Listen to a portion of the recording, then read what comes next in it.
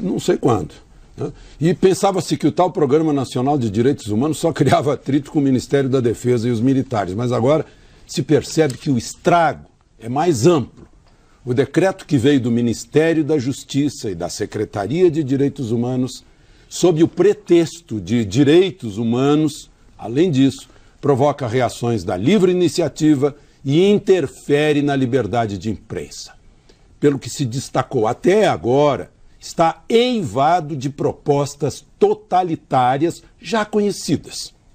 Segundo a Confederação da Agricultura, agride o agronegócio e até procura restringir a justiça na retirada de invasores de terras. Para a Confederação, é uma plataforma ideológica inspirada no MST. Quanto à liberdade de imprensa, é mais uma ofensiva entre tantas que já se chocaram com a Constituição e o Supremo, que não admitem censura. Porque, numa penada, o tal programa trata como vilões os militares, os produtores rurais e os meios de informação. Vamos conhecer agora um pouco da origem desse plano, de onde que veio isso. A ONU, Organização das Nações Unidas, uma instituição que você pensa que luta pelos direitos humanos e pela paz mundial, ela criou a ideia, ela criou um programa para apresentar para todos os países membros. Ela deu orientações para que todos os países membros formulassem um projeto para a luta em defesa dos direitos humanos.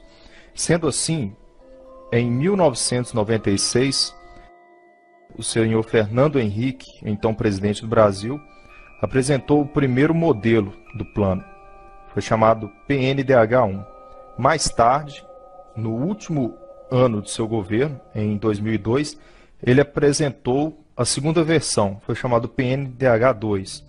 E no dia 21 de dezembro de 2009, o chefe do Poder Executivo assinou o decreto número 7037, que aprovou o Programa Nacional de Direitos Humanos, PNDH-3. O presidente assinou esse decreto sem ler o plano. E a partir daí, o ministro da Secretaria Especial dos Direitos Humanos vem a público e nos dá alguns esclarecimentos sobre esse plano. Caso você não saiba o que é a nova ordem mundial, é uma meta, uma obsessão de um grupo de banqueiros internacionais que querem instaurar um governo único mundial. E esses políticos no Brasil estão apenas cumprindo ordens. O PNDH-3, esse projeto, esse plano, é a tentativa de instaurar essa chamada nova ordem mundial no Brasil.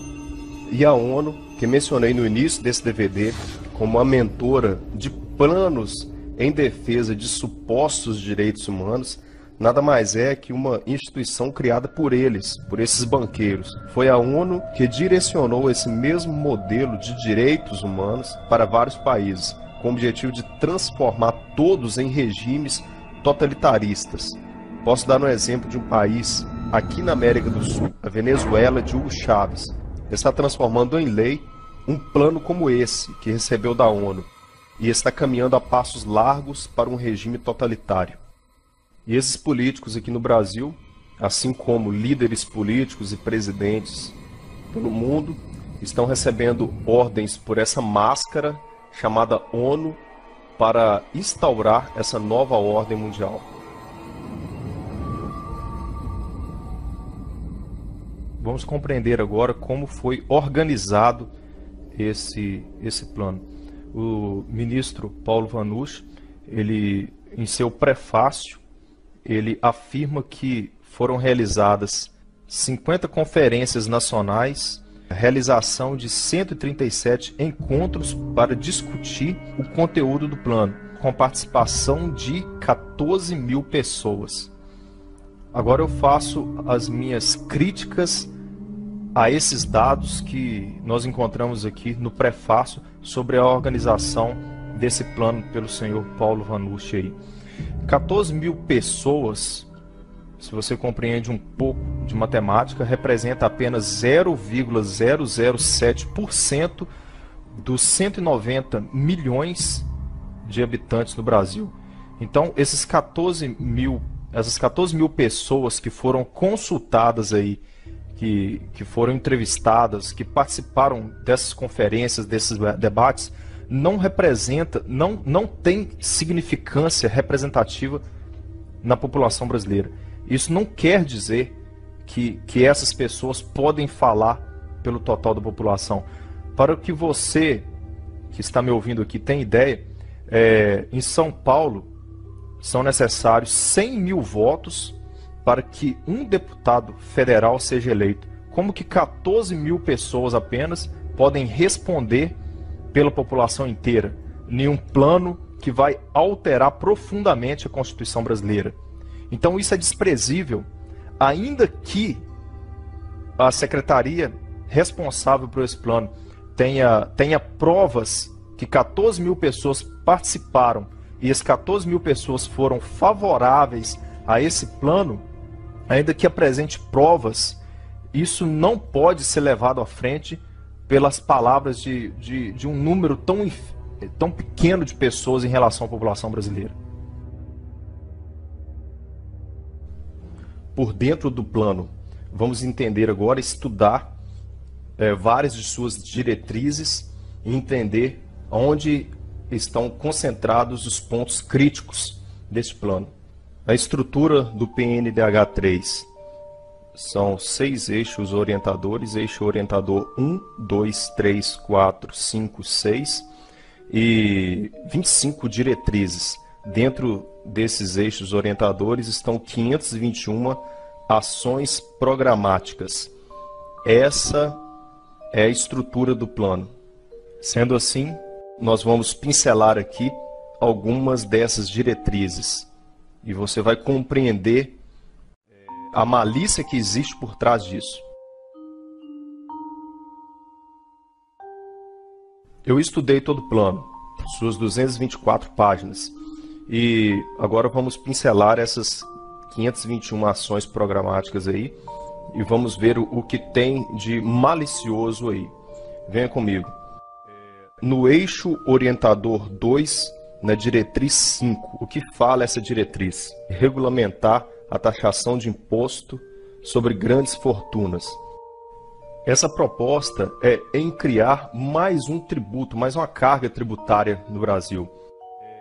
E será feita da seguinte forma: digamos que eles considerem que 50, 100, 200 mil reais seja uma grande fortuna. E realmente é uma grande fortuna se comparado à faixa salarial no Brasil da base da sociedade.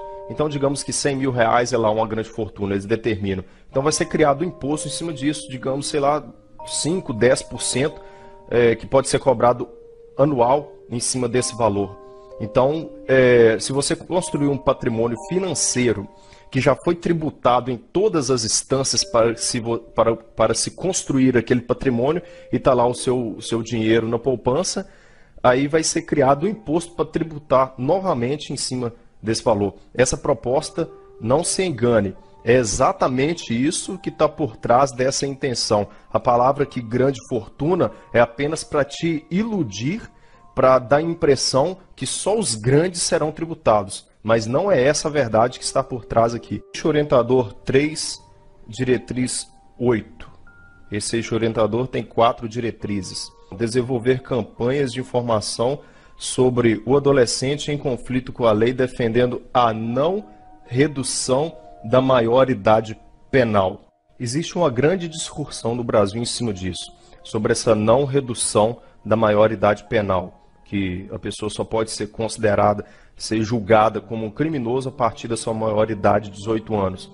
E dessa idade abaixo, ele não pode ser julgado, não pode ser condenado como um preso comum.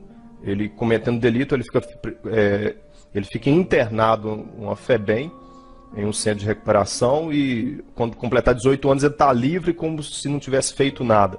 Existem pessoas que são favoráveis a essa não redução, que querem que permaneça assim, e eu respeito a sua posição. e tem aquelas pessoas que são favoráveis à redução dessa maioridade penal. Mas um adolescente com seus 17 anos e 8 meses cometer um assassinato, ele não pode ser julgado. Tem que se estudar muito a situação. A proposta aqui, no nosso decreto presidencial, é que não se fale mais disso, que coloque uma pedra em cima de um assunto e que não se reduza a maioridade penal. Não podemos colocar uma pedra em cima disso. Isso tem que ser discutido com a sociedade. E volto a repetir, não são essas 14 mil pessoas apenas, se é que elas existem, que vão falar pela sociedade brasileira por inteiro nessa questão. Eixo orientador 3, diretriz 9. Eixo orientador 3, diretriz 9. Dentro dessa diretriz encontramos a ação programática que fala o seguinte: apoiar a aprovação de projeto de lei que descriminaliza o aborto, considerando a autonomia das mulheres para decidir sobre seus próprios corpos. Então, legalizar um assassinato será um direito humano. E não só é essa diretriz que rege sobre essa questão de aborto. Existem outras. Nós vamos analisá-las agora. Eixo orientador 4, diretriz 17. Implementar mecanismo de monitoramento dos serviços de atendimento ao aborto legalmente autorizado, garantindo seu cumprimento e facilidade de acesso. Então encontramos aí mais essa ação programática que trata sobre a legalização do aborto e colocando com uma facilidade de acesso grande no serviço público de saúde. Vamos para a próxima ação. Eixo orientador 3, diretriz 7. Garantir os direitos trabalhistas e previdenciários de profissionais do sexo por meio de regulamentação de sua profissão. Trata-se da legalização da prostituição no Brasil. Ainda no eixo orientador 3. Apoiar o acesso a programas de saúde preventiva e de proteção à saúde para profissionais do sexo. Isso é a legalização da prostituição. Na prática, se uma pessoa quer defender os verdadeiros direitos humanos, nós deveríamos criar meios para tirar essas mulheres dessa situação, dessa vida que está à margem da sociedade e não incentivar para que elas continuem nessa situação e que outras venham tomar o mesmo caminho. Mas isso não é uma questão, isso é uma parte dessa situação da legalização das profissionais do sexo, da prostituição. Isso será instruído nas escolas como uma nova profissão dentro do Brasil. No próximo eixo orientador você verá isso. Eixo orientador 3, diretriz 9. Realizar campanhas e ações educativas para desconstruir os estereótipos relativos às profissionais do sexo. O que é uma ação educativa? Onde você consegue mais eficiência? Na escola. Então você vai ter lá a sua criança, sua filha, lá no ensino fundamental, a professora ensinando a ela sobre profissões e perguntando para a turma qual profissão cada um vai querer escolher para o futuro. E dentro de um contexto, dentro desse novo contexto, vai ser instruído que a prostituição será uma profissão tanto quanto qualquer uma outra. Então as crianças serão instruídas nisso. Olhe a malícia que está por trás disso. Coloca uma prostituição apenas como um estereótipo. Você não tem que se preocupar com isso, você pode seguir uma carreira sobre isso. E a prostituição infantil? As adolescentes que são aliciadas e empurradas para essa vida.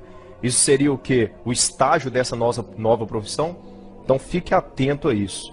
Vamos discutir agora o próximo eixo. Aliás, ainda no eixo orientador 3, realizar campanhas e ações educativas para desconstrução de estereótipos relacionados à identidade e orientação sexual.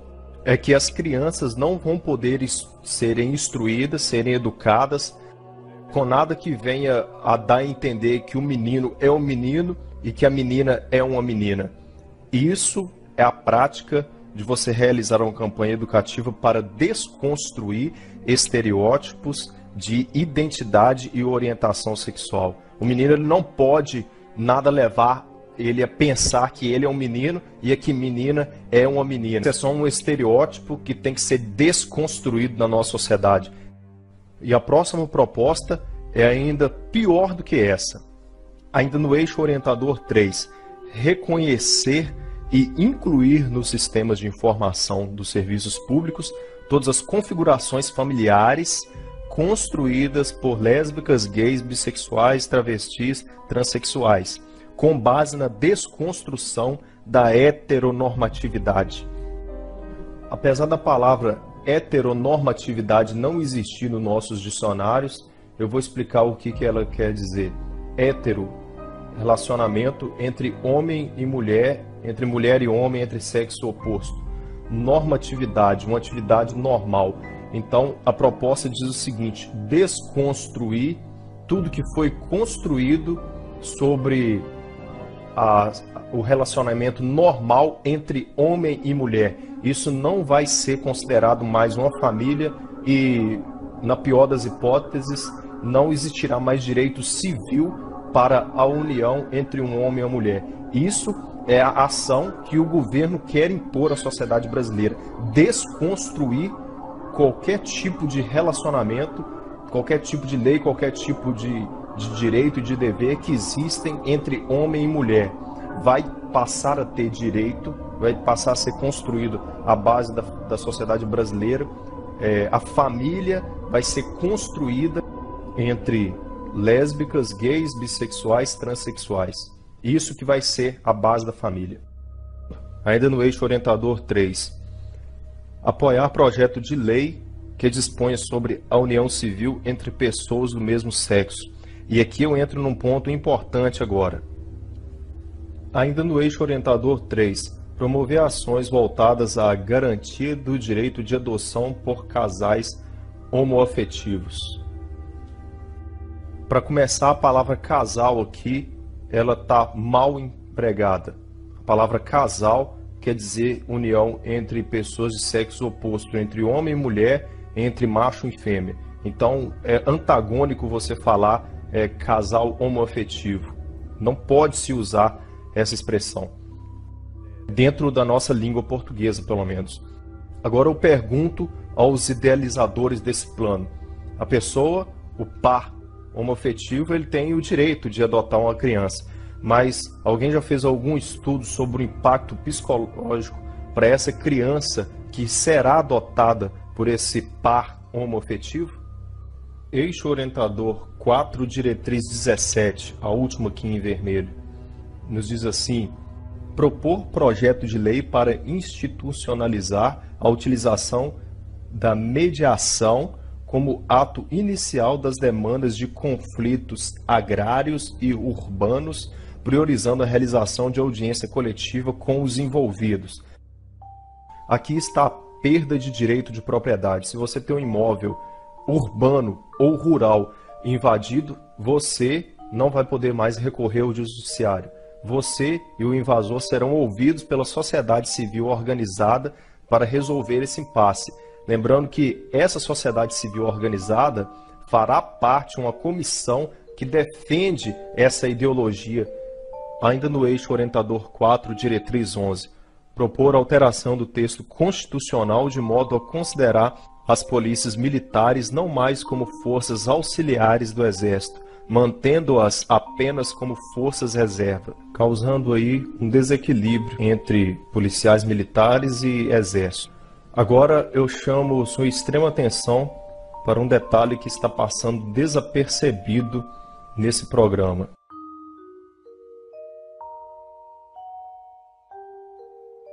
Ainda no eixo orientador 4, diretriz 17, há uma ação programática que fala assim: realizar ações permanentes de estímulo ao desarmamento da população. A princípio, o desarmamento da população civil soa como uma coisa boa, mas não é bem assim. A história vai nos mostrar isso. Eu vou narrar aqui alguns fatos históricos que vai mostrar isso com detalhes. E sempre no país onde houve um desarmamento total da população civil, havia alguma ação do governo por trás disso.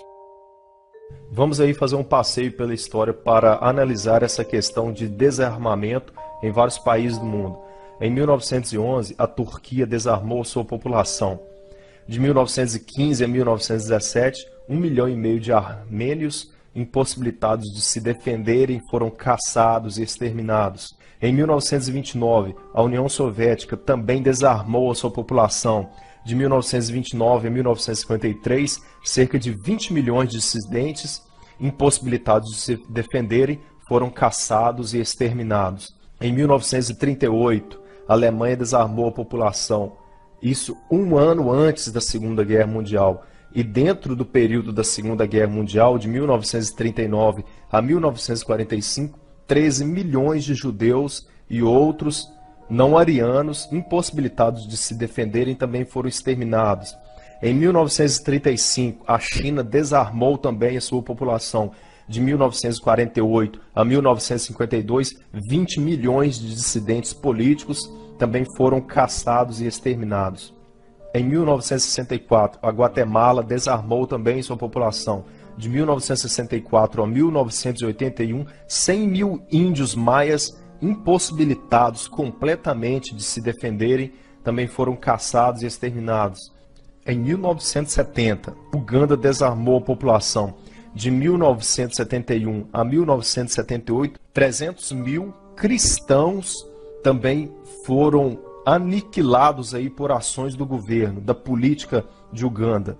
De 1956, o Camboja desarmou a sua população. De 1975 a 1977, 1 milhão de pessoas foram assassinadas por ações políticas do governo ditatorial, e essas pessoas estavam completamente impossibilitadas de se defenderem. Em todos esses países, União Soviética, Turquia, Alemanha, China, Guatemala, Uganda e Camboja, houve ações de desarmamento total da população civil que antecedeu um pesado massacre por parte desses governos ditatoriais em cima dessa população. Agora vamos analisar dados mais atuais. Há 12 meses, o governo da Austrália editou uma lei obrigando o proprietário de arma a entregá-la para ser destruída. 64 mil armas foram entregues e destruídas. O resultado no primeiro ano foram os seguintes: os homicídios subiram 3,2%, as agressões 8,6%, os assaltos à mão armada 44%. Somente no estado de Vitória, os homicídios subiram 300%. O mesmo fato ocorreu no Reino Unido, que adotou o desarmamento da população. Os crimes à mão armada cresceu 35% logo no primeiro ano após o desarmamento. E os assassinatos com arma de fogo registraram um aumento de 32%. O que estamos notando aqui nesses dois países é que não diminuiu a violência com arma de fogo por causa do desarmamento da população. Foi até o oposto. E daqui em diante nós vamos analisar isso. Como que a real intenção com esse programa de direitos humanos é estabelecer um governo ditatorial no Brasil, aniquilando completamente a Constituição brasileira como você a conhece hoje.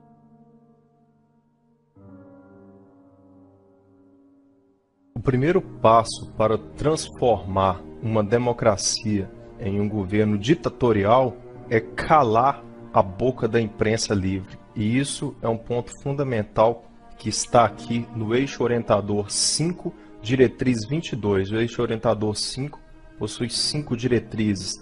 Na última aqui, a ação programática diz o seguinte: propor a criação do marco legal regulamentando o artigo 221 da Constituição Federal, estabelecendo o respeito aos direitos humanos nos serviços de radiodifusão, rádio e televisão, concedidos, permitidos ou autorizados, como condição de sua outorga e renovação, prevendo penalidades administrativas como advertências, multas, suspensão da programação e cassação de acordo com a gravidade das violações praticadas. Isso é a censura da imprensa brasileira.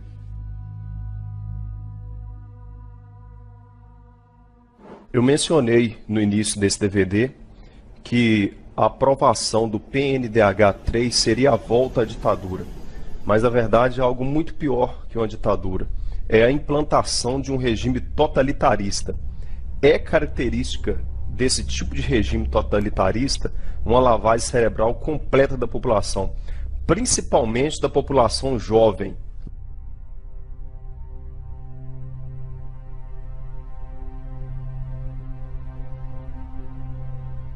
Se você, de certa forma, ficou assustado com tudo que foi discutido aqui nesse vídeo até esse momento, a pior parte vem agora. Trata-se de uma revolução cultural que querem implantar com essa política, com essa ideologia. Esse Plano Nacional dos Direitos Humanos, PNDH3, em seu eixo orientador 5, todo marcado em vermelho aqui com suas 5 diretrizes, diretriz 18, 19, 20, 21 e 22, quer implantar literalmente uma revolução cultural no Brasil. Educação e cultura em direitos humanos. Observe a maldade, a malícia que está por trás desse eixo orientador. Todos os professores serão educados a seguirem rigorosamente esse plano, que eles chamam de direitos humanos. Isso será feito também no ensino fundamental, médio e superior. O detalhe que será criado um curso superior, que será uma graduação em direitos humanos. As crianças, adolescentes e jovens serão instruídas a seguirem rigorosamente o plano. Isso é uma cópia, é o mesmo que fez Mao Tse-tung com a Revolução Cultural imposta à China, que ele implantou uma doutrina ideológica com seu famoso livro vermelho, onde foi varrido do mapa um remanescente cristão e implantado um ateísmo. Assim como fez Mao Tse-tung, o plano que essa raça de ateus querem implantar no nosso país molda todos os jovens a aceitarem o plano e lutarem por ele, lutarem contra todos que se opuserem ao plano. Dentro desse eixo orientador 5 que propõe essa revolução cultural no nosso país, encontra o seguinte: fomentar parcerias com as diretorias públicas de Estado e da União para a defesa jurídica dos defensores de direitos humanos nos processos abertos contra eles. Divulgar em âmbito nacional a atuação dos defensores e militantes desse plano, fomentando cultura de respeito e valorização de seus papéis na sociedade. Difundir o conhecimento sobre esse plano e sobre a legislação pertinente com as publicações em linguagem de forma acessível. Fomentar as redes de canais de denúncia, Disque Denúncia, e sua articulação com instituições que defendem esse plano. Afeiçoar o sistema de fiscalização e violação aos defensores desse plano, por meio de aprimoramento do arcabouço de sanções administrativas. Ampliar equipes de fiscalização sobre a violação desse plano, em parceria com a sociedade civil. Isso, meu amigo, que você está ouvindo, é uma implantação de uma ideologia completa. Nós encontramos dentro do eixo orientador 5 algo muito semelhante ao que fez Hitler para implantar o nazismo, a propaganda. Há no eixo 5 a ação que fala o seguinte: incentivar a produção de filmes, vídeos, áudios e similares voltada para a educação em direitos humanos e que construa a história recente do autoritarismo do Brasil, bem como as iniciativas populares de organização e de resistência. A propaganda foi algo de extrema importância para o nazismo, para a implantação do nazismo. Isso é fato na história. Vemos um personagem sempre ao lado de Hitler. Seu nome era Joseph Goebbels. Era o ministro da propaganda. Foi o braço direito de Hitler, aparecendo sempre ao seu lado todo o tempo. Foi o único que Hitler permitia discursar em seu lugar. Outros que usaram também a propaganda e a censura foram Mussolini, na Itália, com a implantação do fascismo, e Stalin, na União Soviética. esse